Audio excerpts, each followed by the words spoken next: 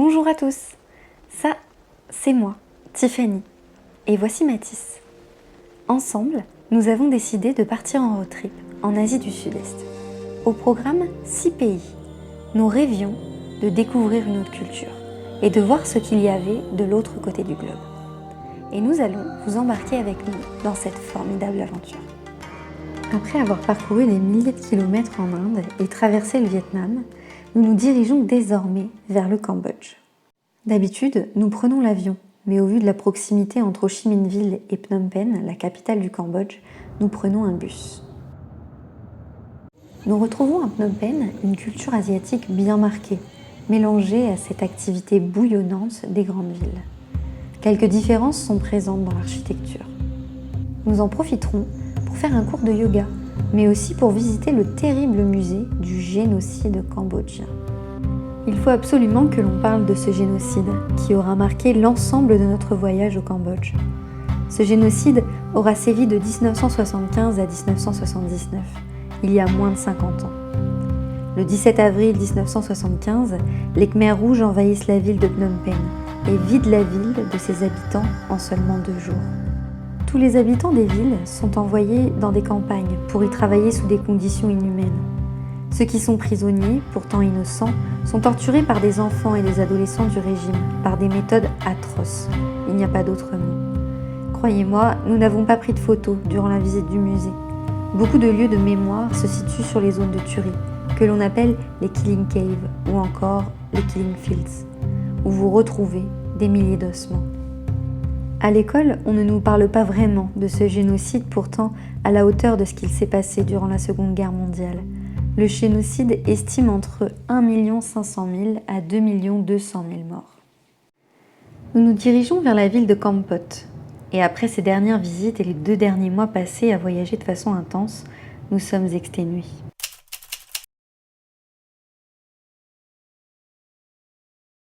Nous arrivons dans une auberge des plus conviviales, permettant de remettre un peu de légèreté.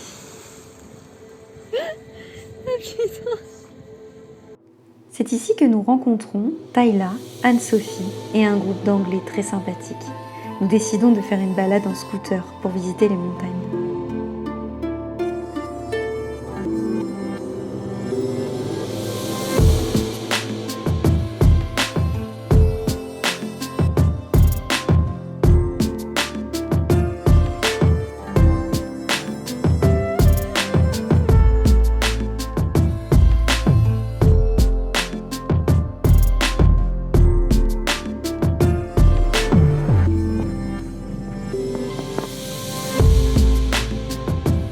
Après avoir slalomé entre les nids de poules, nous prenons un bateau pour nous diriger vers l'île de Koh Rong.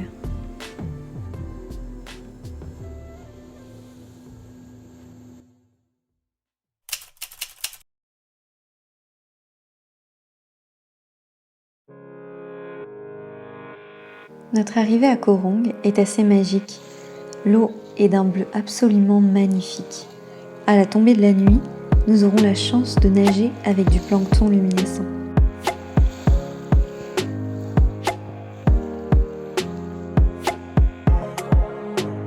Alors en fait là il y a une rivière qui rejoint la mer et en fait c'est assez profond.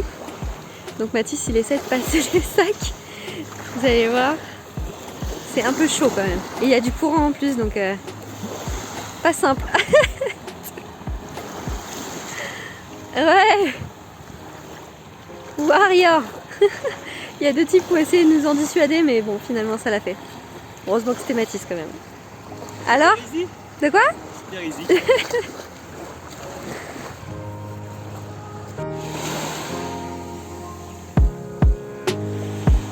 Nous changeons par la suite d'auberge et décidons d'y rester 1 semaine pour pouvoir récupérer un peu. C'est l'occasion de se poser, faire le point sur ce voyage, sur ce qu'il nous apprend sur nous-mêmes. En rencontrant de nouvelles personnes, nous ne pouvons pas ignorer la similarité entre les gens, ce besoin d'ouverture, de partage et de se retrouver soi. Après des périodes de vie mouvementées, le voyage se révèle être un moyen pour retrouver plus de sérénité, un espoir tout du moins.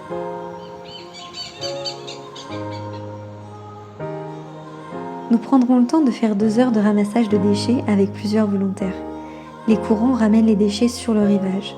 Au total, 14 sacs bien remplis, des vacanciers heureux et des questions écologiques plein la tête.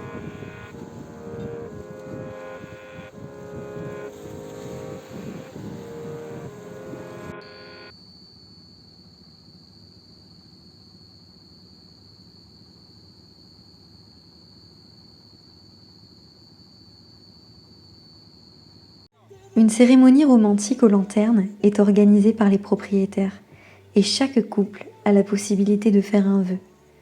Nous regardons les lanternes s'envoler, suspendues à cet instant magique.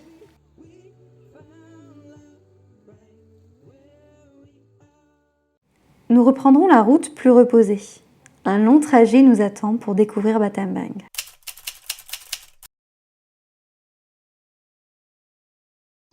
Nous aurons la chance d'avoir avec nous un guide hors pair. J'ai nommé Tom. Tom a une 60aine d'années et travaillait à 10 ans dans le champ sous les régimes des Khmers rouges. Il nous montre tout d'abord la cuisine locale, la confection de feuilles de bananes séchées,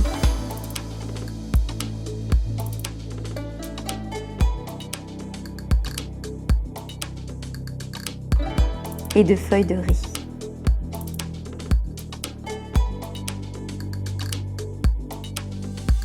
Il nous montrera ensuite de magnifiques monuments d'architecture anciens et modernes. On y retrouve la religion bouddhiste bien marquée.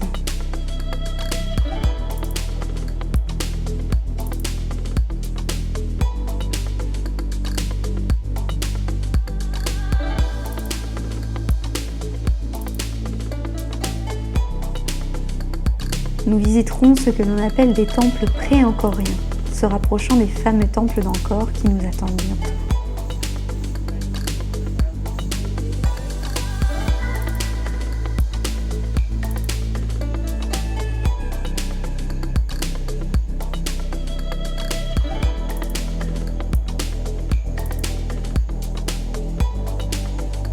Nous prendrons également le Bamboo Train à l'ancienne.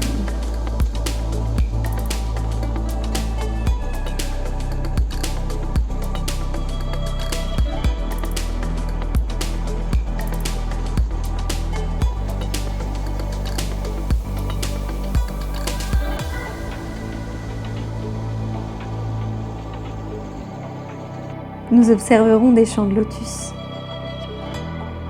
Nous grimperons ensuite dans la forêt afin de découvrir des temples majestueux.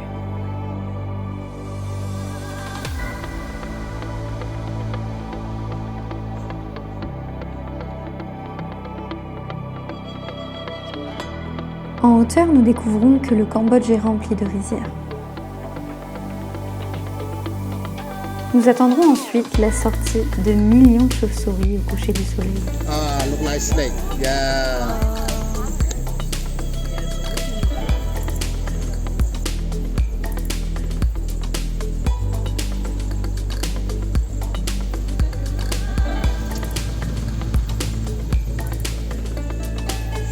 C'est en bateau que nous rejoindrons notre dernière étape, Siem Reap.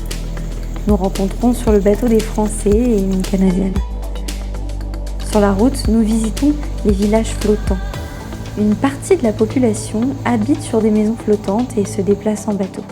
Nous visiterons l'une d'elles et ses toilettes au-dessus de l'eau. Les Cambodgiens nous montrent encore une fois dans ce voyage leur capacité à vivre en communion avec la nature.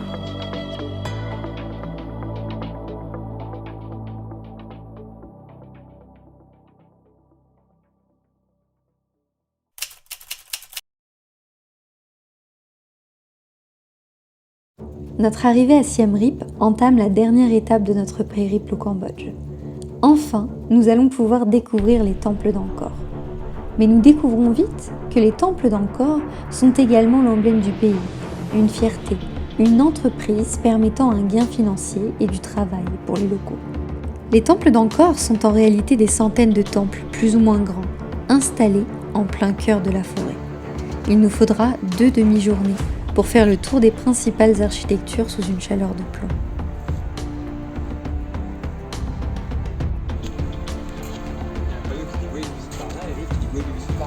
Ah, comment on fait.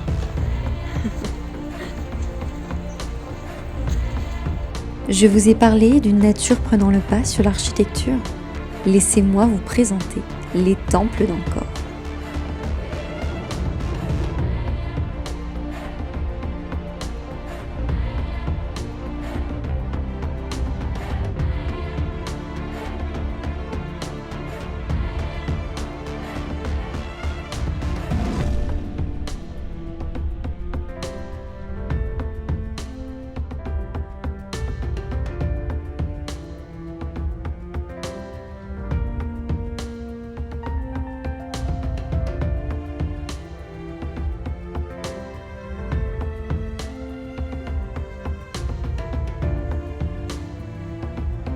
Nous nous rapprochons du temple le plus grand des temples d'Angkor, celui qui est représenté sur le drapeau du Cambodge.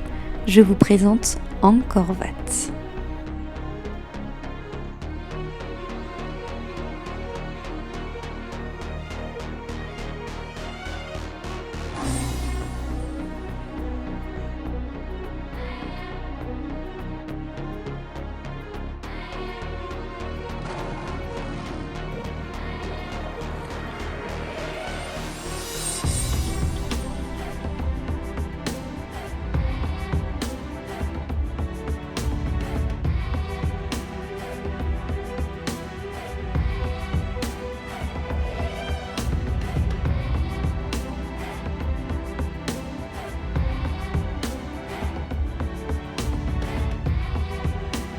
Cette visite est tout simplement incroyable, mêlant temple en ruine, nature et spiritualité.